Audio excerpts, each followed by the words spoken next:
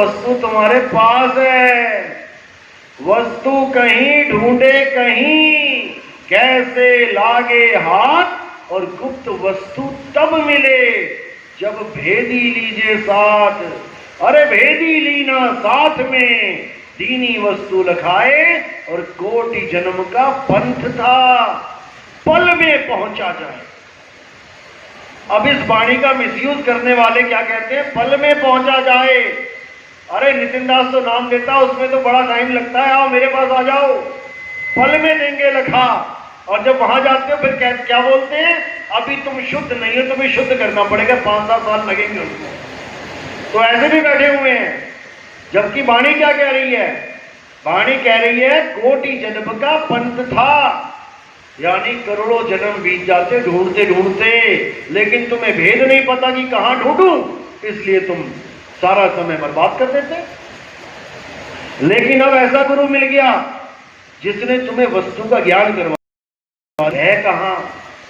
इसका मतलब ये नहीं कि वस्तु तुम्हारे हाथ में पकड़ा दी, तुम्हारी सूरत को उस वस्तु का भेद बता दिया, ज्ञान बता दिया कहां है। अब तुमने क्या करना है, अब तुमने सिमरन करना है। ये लोग सिमरन को गायब करवा देते हैं कि सिमरन तो करना ही नहीं है। कबीर साहब कहते हैं, अरे राम सिमर पछताएगा मन, राम सिमर पछताएगा। लेकिन उठा के राम का जाप करवा दिया। राम एक वस्तु है, और वो वस्तु क्या है, आत्म राम। आत्म राम, जिसको परमात्म राम भी कह देते हैं, वो वस्तु है। और उस वस्तु का सिमरन कौन करेगा, जीव राम। जीव करेगा आत्म राम का सिमरन, तब वो परम अवस्था को पहुंचेगा जाके। तो कहते हैं कोटि तो ब्रह्मा भय, और कोटि भय ईश, साहिब तेरी बंदगी से जीव बने जगदीश। जब तक कोई गुरु ये बोल रहा है कि मैं तुम्हें परमात्मा लखा दूंगा, यानी दिखा दूंगा, तुम्हारे सामने खड़ा कर दूंगा, तब तक समझ जाना कि वो तुम्हें जीव से पीव कर ही नहीं सकता। वो तुम्हें जीव ही बना रहने देगा, और तुम किसी और पीव की आस में जन्म बर्बाद कर जाओगे। जब तुम डॉक्टरी करने जाते हो तो डॉक्टर क्या कहता है, जो पढ़ाई करवा रहा है टीचर, कि मैं तुम्हारे साथ एक डॉक्टर भेज दूंगा, जब कोई पेशेंट आएगा तो वो देखेगा उसे। डॉक्टर ही बना दिए जाओगे, तुम ही डॉक्टर बन जाओगे। जो आज तुम एक पेशेंट नहीं देख सकते, कल को हजारों पेशेंट तुम ही देख लोगे। इसीलिए बोला कि साहिब तेरी बंदगी से जीव बने जगदीश। जितने भी ये लोग भ्रमित करने वाले हैं कि परमात्मा का लखाव कराना यानी परमात्मा को दिखा देना, जब तक तुम देख रहे हो तुम दृष्टा हो, और जब तक कुछ दिख रहा है वो दृश्य है। दृश्य और दृष्टा ये दोनों अज्ञान है। तुमने खुद को जान लेना है, खुद को जानना है, ना कि किसी और को देखना है। जब तक ये बात तुम्हें नहीं समझ में आई, मुक्ति तो नहीं हो सकती। खुद को जानना ही खुदा हो जाना है। खुदा कहीं तुमसे जुदा नहीं है कि तुम खुदा को 7वें आसमान पे ढूंढो। 7वां आसमान कहाँ है? जब भेद समझ में आएगा तो खुद ही खुदा मिल जाएगा। 7वें आसमान पे ही आसन लगाए परमात्मा का, लेकिन वो 7वां आसमान ऊपर नहीं है, वो सिंहासन मालिक का 7वें ही आसमान पे है, जिसके लिए बोला अब तो जाए चढ़े सिंहासन और मिले है सारंग पानी। राम कबीरा एक भय हैं, दो कहाँ हैं? दो कहाँ हैं? जब तक दो हैं तब तक द्वैत है, तब तक ज्ञान नहीं है। और जब एक हो जाएंगे उसके बाद कोई भ्रम भी नहीं है। तो कहते हैं राम कबीरा एक भय हैं, कोई न सके पहचानी। क्या है राम, क्या है कबीरा? किसको पता? हाथ खड़े करो। राम क्या है, कबीरा है? बहुत कम लोगों को पता है, सुन नहीं रहे, सत्संग लग रहा है। राम है शब्द स्वरूपी राम। और कबीरा कौन है? ये सुरता कबीरा है। गुरु कौन है? शब्द गुरु है। चेला कौन है? चित चेला है, सुरता चेला है। तो शरीर कौन है? गुरु की चेला? गुरु या चेला? दोनों नहीं, दोनों नहीं। जब तक दोनों में से कोई भी अपने आप को शरीर मान रहा है, दोनों ही बंधन में है। आज किसी गुरु को कह दो गुरु जी आपकी फोटो का ध्यान मैं नहीं करूंगा, वो ही नाराज हो जाएगा वो। अभी किसी को कह दो गुरु जी मैं आपको परमात्मा नहीं मानता, अभी 2 मिनट में कपड़ों से बाहर। क्यों? क्योंकि परमात्मा मनवाना है उसने। वो ये नहीं जानता कि वो परमात्मा है, वो मनवाना चाहता है कि मैं परमात्मा हूं। और मनवाना कैसे चाहता है? इस काया की पूजा करवा के, इस काया का ध्यान करवा के वो मनवाना चाहता है कि मैं परमात्मा हूं। क्योंकि वो अज्ञानी यही नहीं जानता कि तू चाहते हुए भी काया नहीं है। ना गुरु काया है, न चेला काया है। ये काया कौन है भाई? देव निरंजन सकल शरीरा। ये सारे शरीर ही काल भगवान के रूप हैं। ये परमात्मा नहीं है और ये हो भी नहीं सकते। अर्जुन को क्या रूप दिखाया कृष्ण जी ने गीता में? जब विराट रूप दिखाया तो क्या दिखाया? दुनिया भर के आदमी दिखा दिए, नाना प्रकार के डरावने आदमी, जिन्होंने जब मुंह खोला तो सारी दुनिया उड़ उड़ के उनके मुंह में जाने लगी और वो उनके सिरों को चूरा बनाने लगा। ये परमात्मा के लक्षण है क्या? कितने लोगों को खाता है परमात्मा रोज? उसने तो एक भी ना छोड़ा। तो वहां पे उन्होंने पूछा कि महाराज ये आप कौन हो? तब क्या बोला कृष्ण जी ने? ये सारी दुनिया को पैदा करने वाला और नाश करने वाला काल मैं हूं। अब उन्होंने ये नहीं बोला कि मैं ही काल हूं, उन्होंने कुछ दिखाया और तब बोला कि मैं काल हूं। क्या दिखाया? शरीर दिखाए। अब शरीर दिखाए तो काल कौन हुआ? शरीर काल हुआ। और जब ज्ञान दे रहे थे, किसका ज्ञान दे रहे थे? आत्मा का। तो लोगों ने कृष्ण जी को क्या समझ लिया? शरीर। और किसकी पूजा होने लग गई? काल की पूजा होने लग गई। इसलिए कबीर साहब ने बोला, जो भक्षक तहां ध्यान लगाई और जो रक्षक वहां चीन न पाई। जो उसकी आंखों के सामने सबको खा रहा है, अब वो तो इंसानों को खा रहा है, भगवान इंसानों को खा रहा है। और उनके भगत क्या कह रहे हैं? हम लहसुन प्याज नहीं खाते। उनका भगवान आदमियों को खा रहा है और भगत अपने आप को कह रहे हैं हम तो सात्विक हैं, हम लहसुन प्याज नहीं खाते। फिर तुम्हारा भगवान तमोगुणी हो गया। फिर तुम्हारा भगवान तमोगुणी हो गया, इंसान को खा रहा। भैया उसको ज्ञान दो। फिर तुम दुनिया को ज्ञान दे रहे हो कि लहसुन प्याज नहीं खाना है। ऐसा हाल हो गया इन जीवों का, केवल अज्ञानता के कारण। लेकिन साहिब क्या कह रहे हैं कि जब ज्ञान गुरु प्रकट होगा तो ये जितना भी अज्ञान इस संसार में फैल रहा है, इस सबको छू मंत्र कर दिया जाएगा। जैसे सूरज के आने पे, जब सूरज आता है तो अंधकार को कहां ट्रालियां लेके आते हैं ढोने के लिए, फेंकने के लिए कहीं और, वो अपने आप ही गायब हो जाता है। इसीलिए बोला कि 12वें पंथ प्रकट होए उजियारा। 12वां पंथ कौन सा है? गरीबदास जी का 12वां पंथ है। उसमें एक हंस मुनि काल का दूत आएगा। किसको पता? हाथ खड़े करो। जो हंस मुनि काल का दूत आएगा वो बातें तो हंसों वाली करेगा, लेकिन काम सारे मुनियों वाले कर देगा। इसलिए उसको जोड़ा बना दिया हंस और मुनि। तो वो कौन है? जो महाराज जी जेल में बैठे हुए हैं। लेकिन उनका भी शुक्राना है कि उन्होंने इतना बड़ा अच्छा कबीर साहब का प्रचार किया कि कबीर साहब के बच्चों को उन्होंने जगाया। बस वहां तक जगाया कि हु इज कबीर, कबीर कौन है? कबीर भगवान है बस। लेकिन व्हाट इज कबीर, कबीर है क्या, ये वो नहीं जान पाए।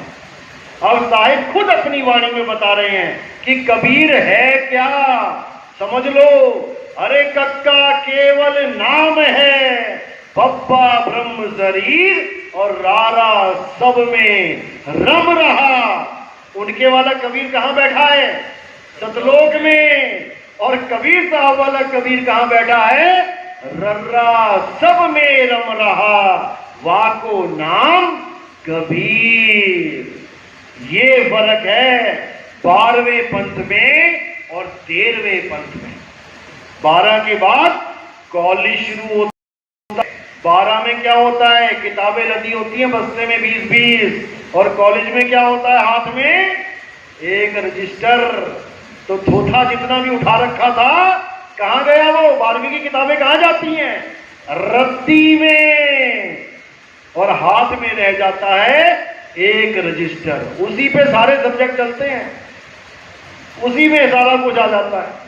तो इसी प्रकार ये जो 13वां पंथ है, असल में ये 13 यानी परमात्मा का पंथ है, जिसमें सारा थोथा ज्ञान धो दिया जाता है और केवल एक सार ज्ञान सामने रखा जाता है। और इसको ग्रहण कौन करते हैं? हिंदू या मुसलमान, सिख या ईसाई? कौन ग्रहण करते हैं? विवेकी। हिंदू मुस्लिम सिख ईसाई का झगड़ा नहीं है, वो बीच में मुसलमान भाई बैठा है हमारा टोपी लगा के, और यहां पे सरदार जी भी बैठे हैं सिख धर्म वाले। हिंदू तो सारे ही होंगे। तो यहां पर धर्म वाला चक्कर नहीं है कोई। धर्म का मतलब है धारण करना। क्या धारण करना? अपने गुण को धारण करना। जैसे अग्नि जलाती है, वो उसका गुण है, वो नहीं देखती कि हिंदू को जलाऊंगी मुसलमान को। पानी सबका गला गीला करता है, वो नहीं देखता मैं हिंदू का करूं कि मुसलमान का। वायु सबको प्राण शक्ति दे रही है, वो नहीं देखती कि हिंदू ने खींची कि मुसलमान ने खींची। इसी प्रकार जो सत्य ज्ञान है, वो ये नहीं देखता कि हिंदू है कि मुसलमान है। सत्य तो सत्य है, और सत्य सबका है, हम सबका है। सत्य का कोई कॉपीराइट लेके नहीं बैठा है कि हमारे पास सत्य है। सत्य सबके पास है, लेकिन सत्य का ज्ञान ना होने के कारण अज्ञान में पूरा जीवन बिता देता है। तो इसी को कबीर साहब ने हर जगह समझाया, लेकिन ये जीव समझ नहीं पाया। कहते आदि नाम हम बात सुनाया, और मूर्ख जीव समझ नहीं पाया। आदि नाम 52 अक्षरों में नहीं आता है। आप जितनी भी प्रार्थनाएं करते हैं, आरती गाते हैं, नाम जपते हैं, कलमा पढ़ते हैं, नमाज पढ़ते हैं, अरदासें लगाते हैं, प्रेयर करते हैं, ये सब 52 अक्षर हैं। तुमने अपने मन मुताबिक उन अक्षरों को आगे पीछे जोड़ के अपना अपना काम चला रखा है। इसीलिए कबीर साहब को कहना पड़ा, अरे 52 अक्षर जोड़े आज, सकिया न अक्षर एक पहचान। उस एक अक्षर को कोई नहीं समझ पाया जो अविनाशी आत्मदेव है, और इन 52 अक्षरों को पकड़ के बैठ गए। अब 52 अक्षर को पकड़ के बैठे तब भी समझ में आता है। अब झगड़ा करने लगे, मेरा अल्लाह बड़ा, मेरा वाहिगुरु बड़ा, मेरा राम बड़ा, जबकि केवल 52 नाम है, पल्ले कुछ नहीं है। वो परमात्मा एक ही है, उसके अनंतों नाम इंसान ने रखे हैं। जिस दिन इंसान को ये बात समझ में आ गई कि ये सब मैंने रखे हैं और जो मैंने बनाए हैं वो सब नकली माल है, उस दिन आदमी सत्य की तरफ दौड़ पड़ेगा। तो गुरु ग्रंथ साहब में भी यही बोला गया, कृत्रिम नाम कथे तेरे जीवा, और सत्य नाम तेरा परा पुरबला। वो 52 अक्षरों से परे है, वो जीव से परे है। अरे 52 अक्षर जीव आधारा, आदि अक्षर जीभ्या से न्यारा। वाही को सत सिमरण कहिए, और सिमर सिमर नर उतरो पारा। अगर पार उतरना है तो सबसे पहले अपने दुश्मन को जान लो। कौन है तुम्हारा दुश्मन? ये दोस्त भी है जब तक सत्संग चल रहा है 52 अक्षरों में, लेकिन जब तुम इसको परमात्मा के लिए यूज करने लग जाते हो तब यही दुश्मन बन जाता है। तो इसी को छुड़वाना है। नानक साहब कहते हैं, जे तू पढ़िया पंडित बिन दो अक्षर दो नामा। अगर दो अक्षर के बिना पंडित जी तूने कितने अक्षर पढ़ लिए, कितनी गीता महाभारत रट ली, तेरा कल्याण नहीं हो पाएगा। प्रणवत नानक एक लगाए जे कर सच समावा।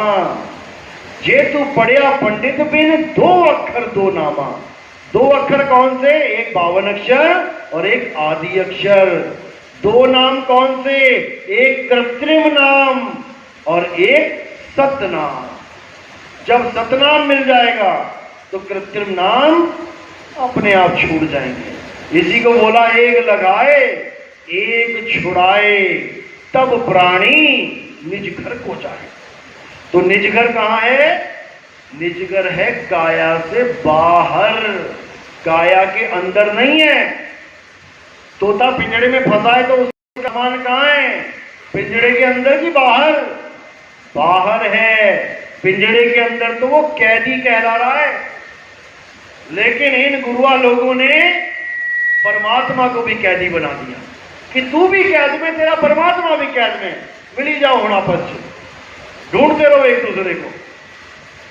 बिल्कुल गलत ज्ञान है। कैद में जीव है, और कैद कौन सी है? लोहे की कैद नहीं है, ये चमड़े की कैद है।